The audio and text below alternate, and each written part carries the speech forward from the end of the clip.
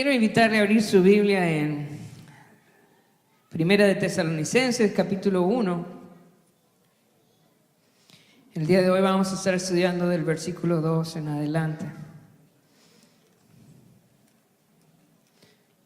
Primera de Tesalonicenses, capítulo 1, del versículo 2 en adelante.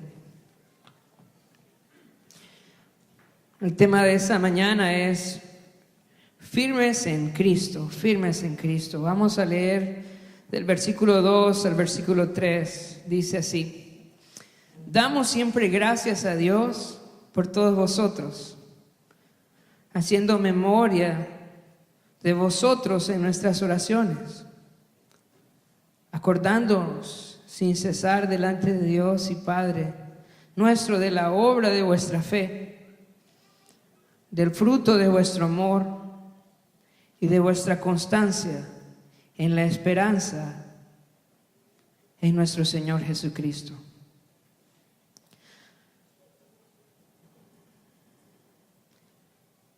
Pablo había fundado muchas iglesias alrededor de su ministerio.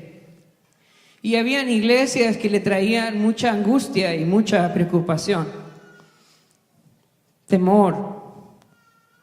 Pero también habían iglesias como esta que le daban gozo, que le daban mucha alegría, que le hacían agradecer al Señor por cada persona de esa iglesia. Y este era el caso de la iglesia en Tesalónica. Y este es el caso también para nosotros en Tegucigalpa. El Señor nos ha dado el privilegio de poder enviar misioneros a Choluteca, a Ceiba, a San Pedro. Pero yo quiero decirles, hermanos, que la iglesia de San Pedro Sula es de mucho gozo para nosotros. Que su amor por el Señor, que su trabajo en la obra del Señor nos da gozo. Que lo que ustedes están haciendo aquí en San Pedro es algo que a nosotros nos llena de alegría y agradecimiento con el Señor. Yo quiero animarles a seguir así. ¿Sabe? El apóstol Pablo, junto con Silas y Timoteo, habían tenido que salir de Tesalónica a causa de la persecución. La iglesia misma los había enviado de noche, sacándolos de la ciudad por el peligro que había. Y uno de los temores del apóstol Pablo era que la iglesia, por su salida abrupta, iba a desanimarse,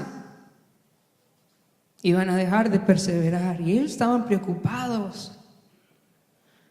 Pero la sorpresa de ellos es que en vez de desanimarse, ellos se fortalecieron en el Señor y permanecieron firmes en Cristo.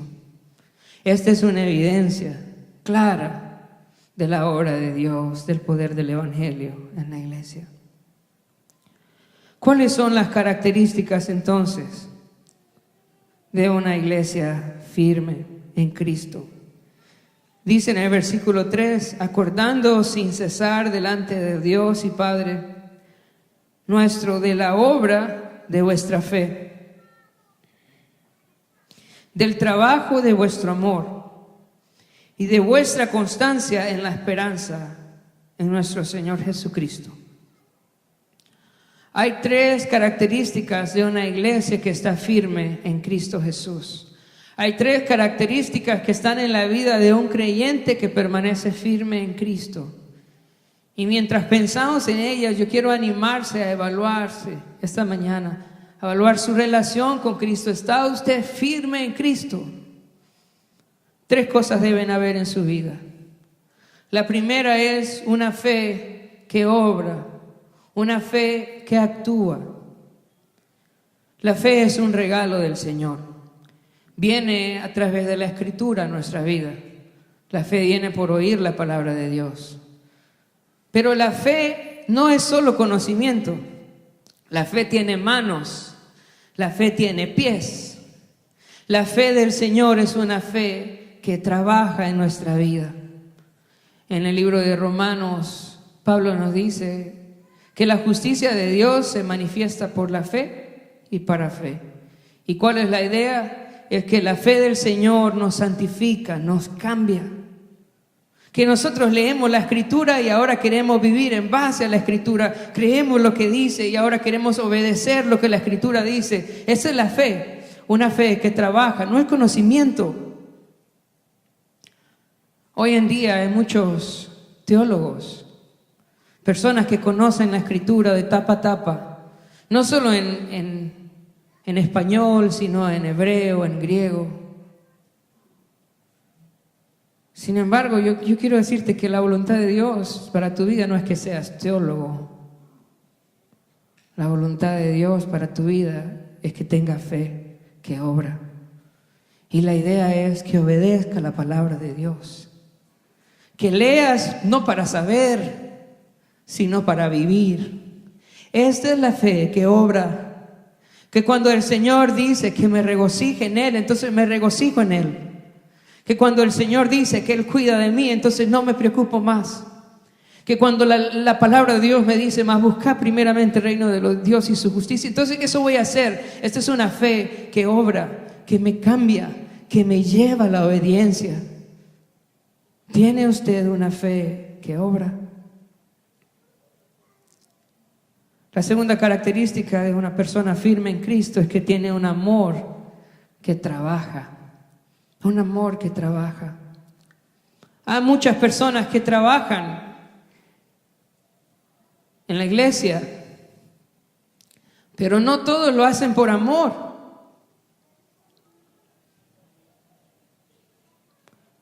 El trabajo que el Señor espera de nosotros es un trabajo que fluye de un corazón que le ama. La palabra de Dios nos dice también que el amor de Dios ha sido derramado en nuestros corazones. Y la idea es que este amor nos lleva a servir al Señor. Que cuando hacemos algo para Él, lo hacemos porque le amamos. Es fruto de nuestro amor. Y la tercera característica de una persona firme en Cristo es su constancia en la esperanza. Y la idea de constancia es que permanece, que persevera en una cosa, en la esperanza de que Cristo un día va a regresar. Eso es lo que está en su mente.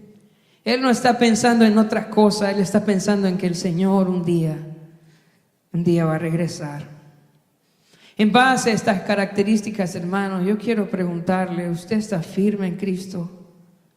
¿Tiene una fe que obra, un amor que trabaja y sus pensamientos permanecen en la esperanza del regreso de nuestro Señor Jesucristo? Si es así, entonces usted es una persona firme en Cristo.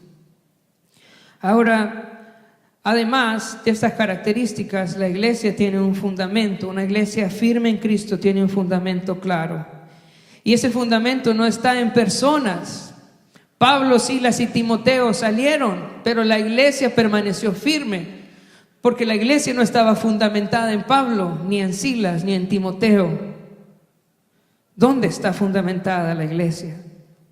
Vamos a leer el versículo 4 y versículo 5. Porque conocemos, hermanos amados de Dios, vuestra elección. Pues nuestro evangelio no llegó a vosotros en palabras solamente, sino también en poder, en el Espíritu Santo y en plena certidumbre, como bien sabéis cuáles fuimos entre vosotros por amor de vosotros. ¿Cuál es el fundamento de una iglesia que está firme en Dios? Dice en el versículo 4, porque conocemos, hermanos amados de Dios, vuestra elección. Cuando uno piensa en la parte de elección, normalmente piensa que es uno que está eligiendo, que es uno. Sin embargo, cuando habla de aquí de vuestra elección, no está hablando de la elección de ellos, está hablando de la elección de Dios para ellos, en su amor. ¿Por qué estamos firmes? ¿Por qué hay una iglesia aquí bonita? ¿Por qué estamos perseverando? Porque el Señor nos ha elegido para eso, para salvación. Hay un pasaje que nos va a ayudar a entenderlo. En 2 de Tesalonicenses, capítulo 2, versículo 13, se ve un poco más claro ahí. 2 de Tesalonicenses, capítulo 2, versículo 13, dice: pero nosotros debemos dar siempre gracias a Dios respecto a vosotros, hermanos amados por el Señor, de que Dios os haya escogido desde el principio. ¿Para qué? Dice. Para salvación. ¿Por qué estamos aquí esta mañana? Porque Dios nos eligió. ¿Por qué nosotros ahora tenemos esta salvación tan grande? Porque Dios nos eligió, porque Dios nos llamó. Y aunque el hombre necesita responder al llamado de Dios, y aunque el hombre necesita arrepentirse y aceptar la gracia de Dios, la verdad es que estamos aquí porque Dios nos escogió. Él es quien un día nos trajo a Héctor y a mí de Tegucigalpa para compartir el Evangelio. Usó a Gustavo, que lo tengo aquí enfrente también. Nos quedamos en su casa. Y todo esto, ¿por qué pasó? Porque Dios tenía un plan para esta iglesia. ¿Por qué estamos firmes en Cristo? Porque Él nos llamó, porque Él nos escogió. Nosotros solo estamos haciendo el plan de Dios. Esta iglesia no descansa en el trabajo de un hombre, descansa en la elección de Dios. Luego dice en el versículo 5, Primera de Tesalonicenses 1:5, pues nuestro evangelio no llegó a vosotros en palabras solamente, sino también en poder, en el Espíritu Santo y en plena certidumbre. ¿En qué descansa la iglesia? ¿Cuál es el fundamento? Dice, pues nuestro evangelio no llegó. ¿Qué era lo que Pablo enseñaba? ¿Qué era lo que Silas enseñaba? ¿Cuál era el fundamento de la iglesia? Era el evangelio de Jesucristo. Hermanos, lo importante no es que la iglesia crezca. Escucha eso. Lo importante es por qué crece. Si crece por el evangelio, entonces es una iglesia firme en Cristo. Si estamos enfocados en compartir el evangelio, entonces una iglesia firme, una iglesia saludable. ¿Cuál es el fundamento de la iglesia? Es el evangelio. ¿De qué se trata lo que hacemos? De compartir el evangelio. No hay otra cosa que debemos de hacer. ¿Saben? La música es linda, las redes sociales, diseños, todo esto, todo es lindo. Pero la iglesia debe crecer por la predicación del evangelio. Una iglesia firme está fundada en el evangelio. ¿A qué somos llamados nosotros como iglesia? A predicar el evangelio. ¿Cuál es el trabajo de la iglesia? Predicar el evangelio. Yo quiero preguntarte algo. ¿Estás compartiendo el evangelio? Tristemente, cuando las iglesias crecen, pierden el enfoque. El enfoque debe ser el evangelio de Jesucristo. Ese es el trabajo de la iglesia. Predicar el evangelio de Cristo. Ese es nuestro trabajo. Una persona firme en Cristo tiene su fe puesta en el evangelio y lleva a otros el evangelio de Cristo. Ahora, algo importante entender es que el evangelio no solo es una historia de lo que hizo Jesús. No es solo decirle a la gente que Cristo murió por ellos y que necesitan recibirle. Realmente el evangelio es algo que transforma nuestra vida y algo que tenemos que tener cuidado, hermanos. Cuidado. Es contar el evangelio como una historia y no como el poder de Dios para salvación. Romanos capítulo 1, versículo 16. Pablo dice, porque no me avergüenzo del evangelio, porque es poder de Dios.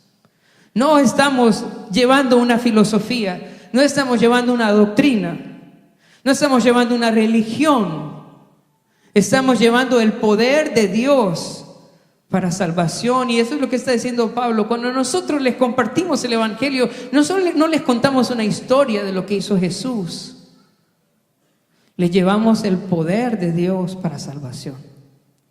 El Evangelio liberta, el Evangelio transforma, el Evangelio salva.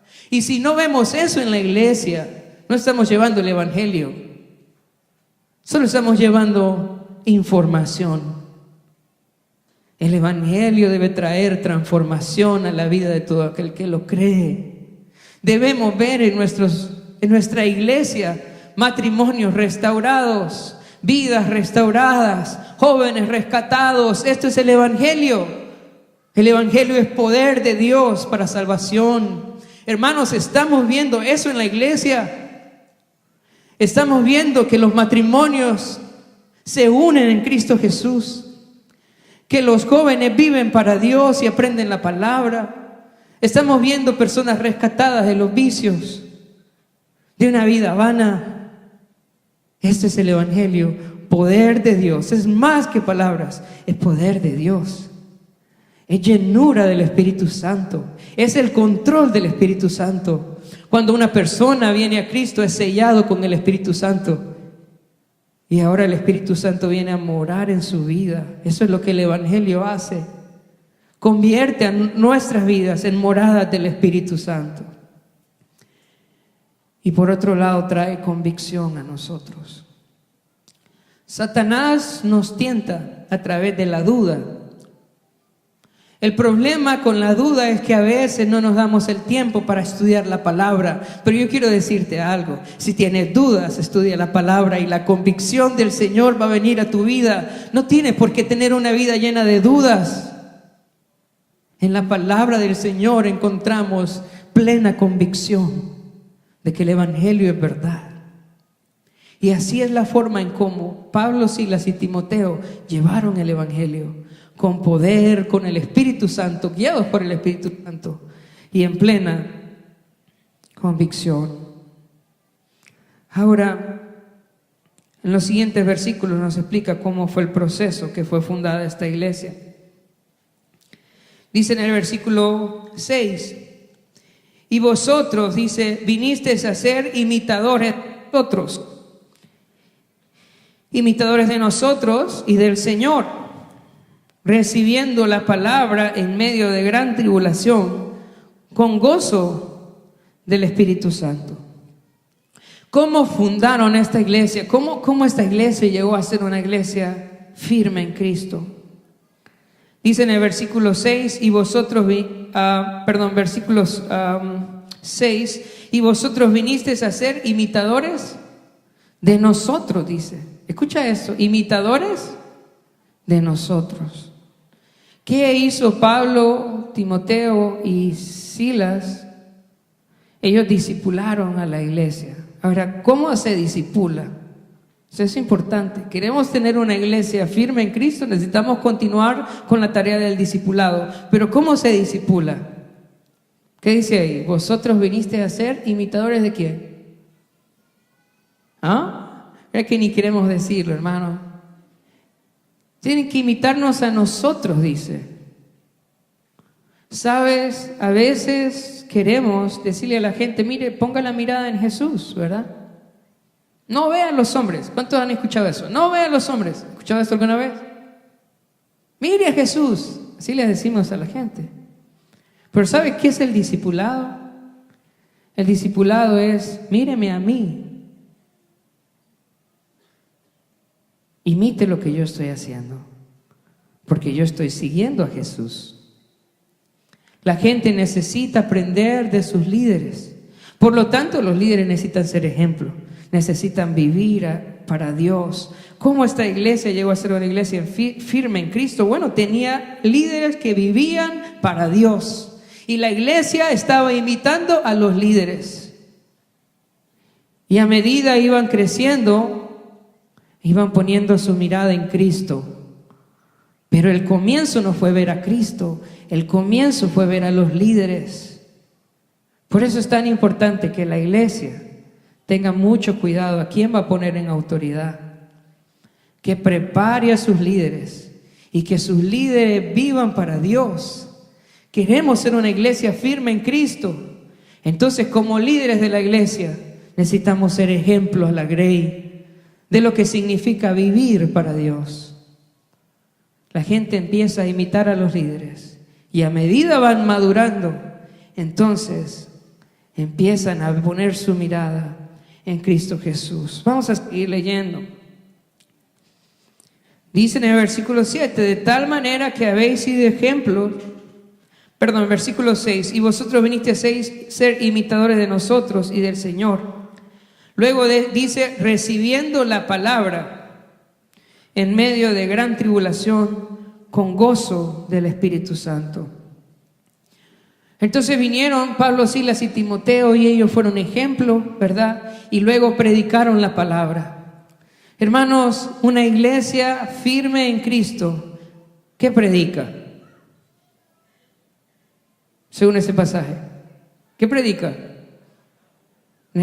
Predica la palabra de Dios. ¿Y qué más predica?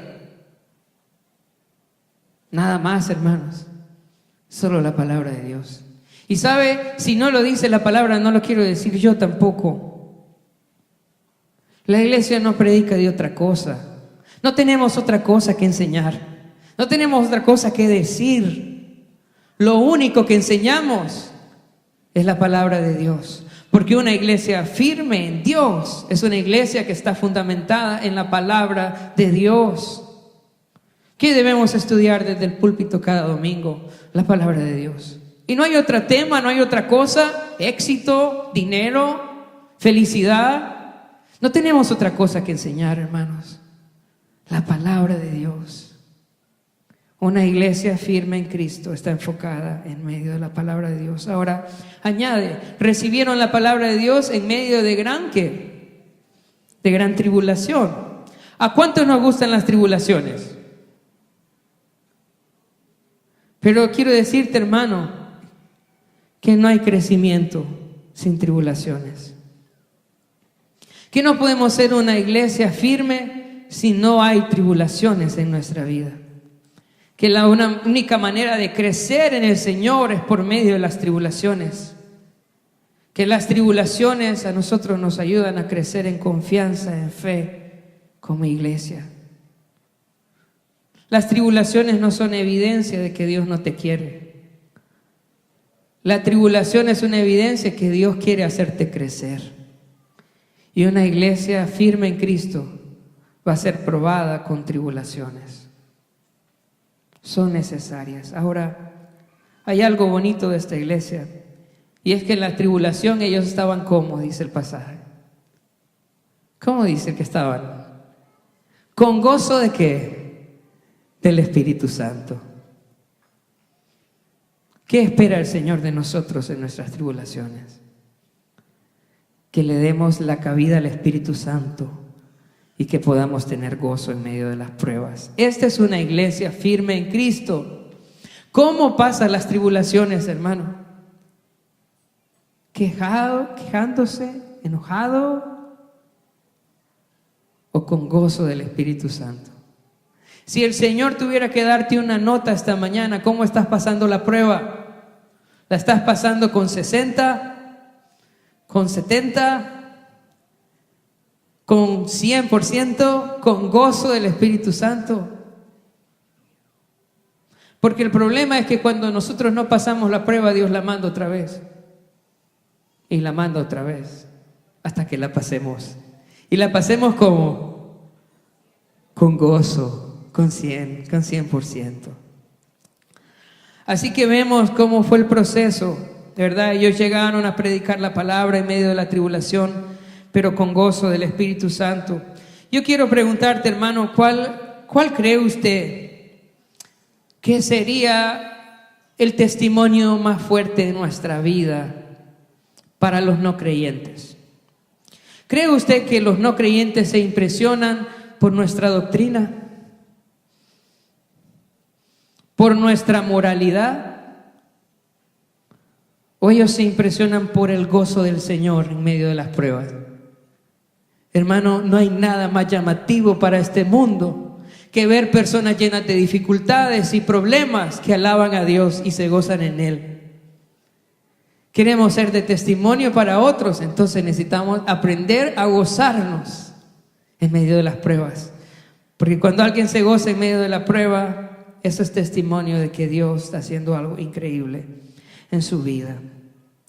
Ahora vamos a ver cuál fue el fruto de esta iglesia. Versículo 7 al versículo 10.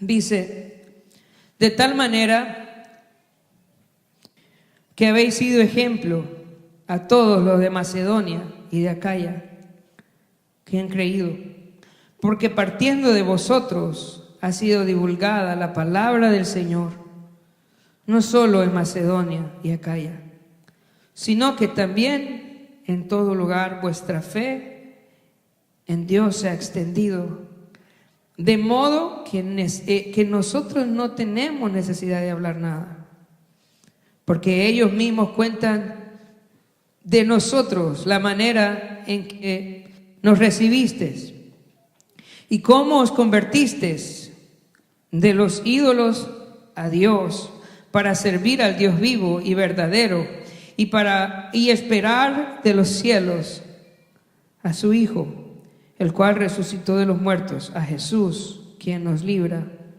de la ira venidera. Entonces, ¿cuál es el fruto de una iglesia que está firme en Cristo?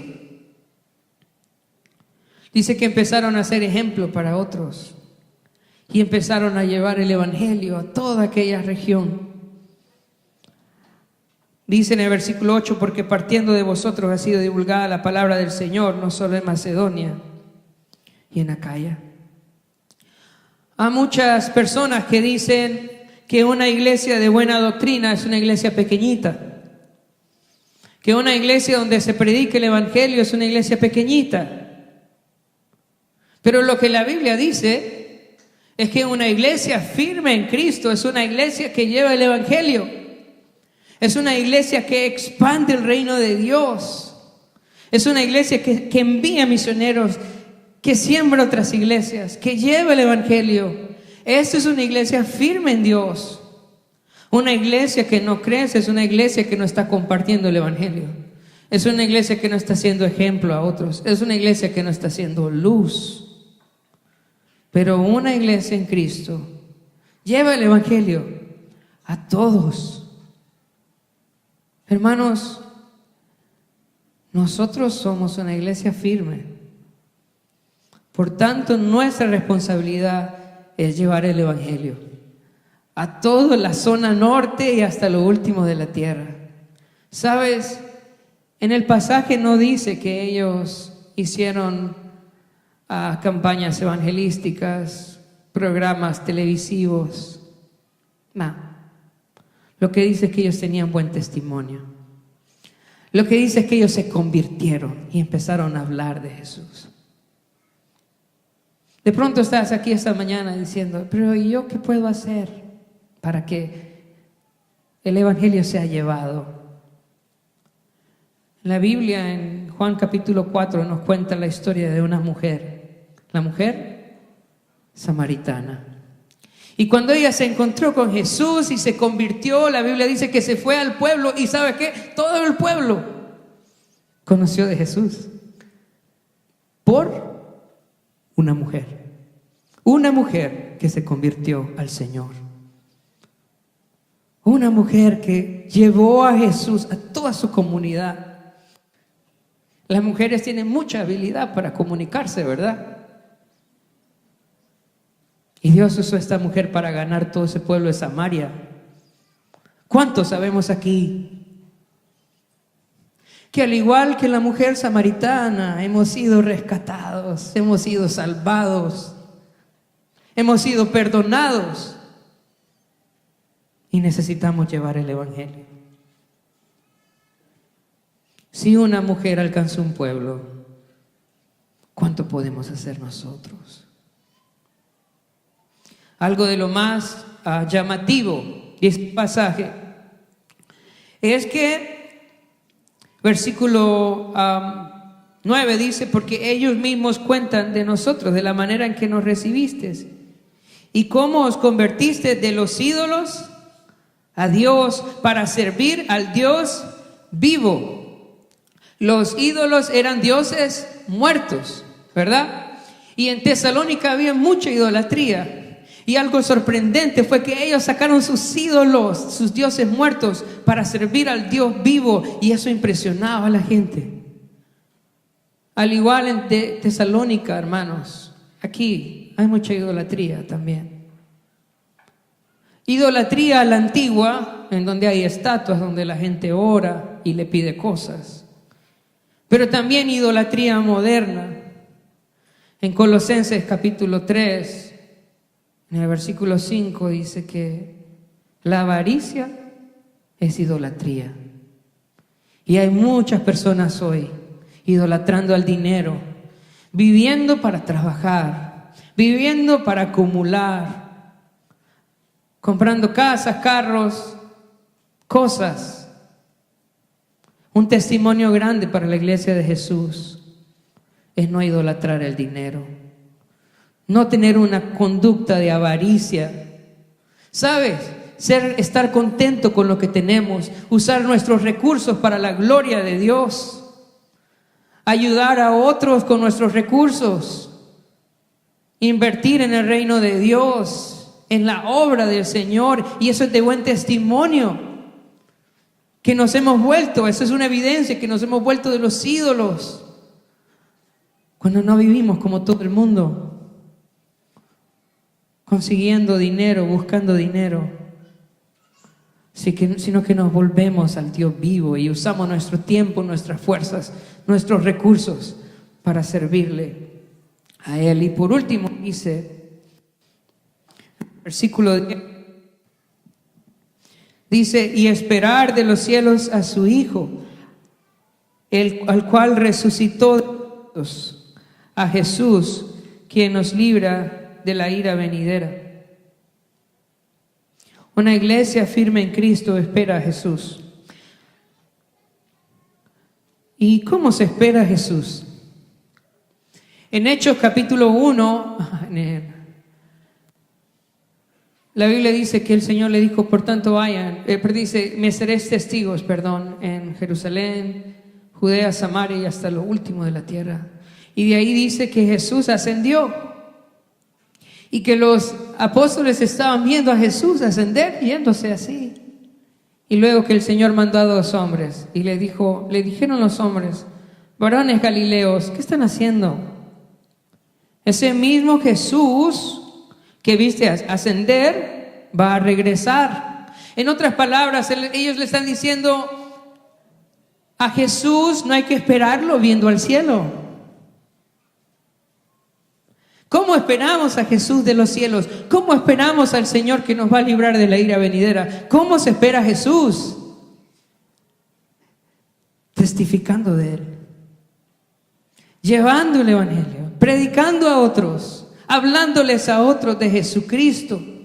Así se espera a Jesús. Hermanos, si usted está esperando a Jesús, esta mañana, ¿qué debe de hacer? Debe compartir de Jesús. Así se espera al Señor.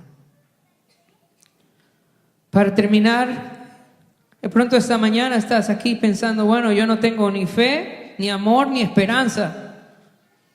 Yo quiero decirte que este es un regalo que Dios nos da por medio del evangelio.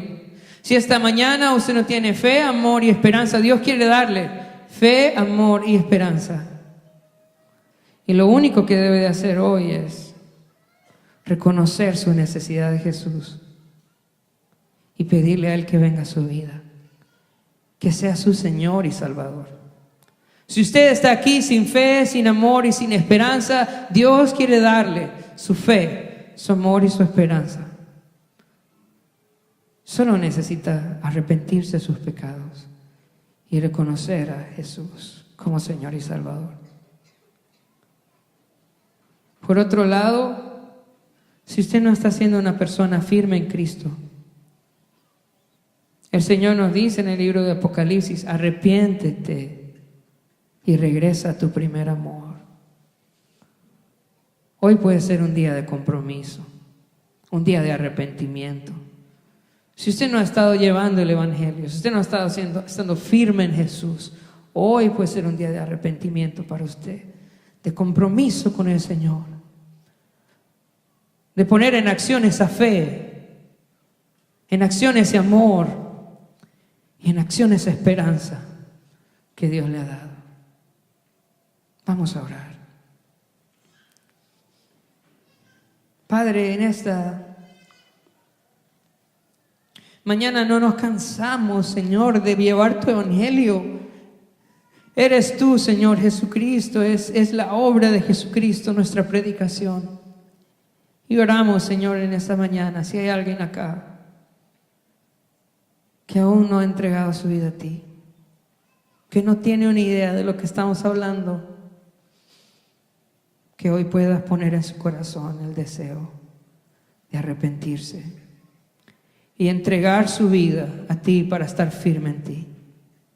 Oro también, Señor, por los hermanos que han estado atribulados, engañados, que han sido tentados, que han caído, Señor, que están fluctuando, Señor. Que hoy puedas traer arrepentimiento a su vida. Que realmente puedan anhelar estar firmes en Cristo Jesús.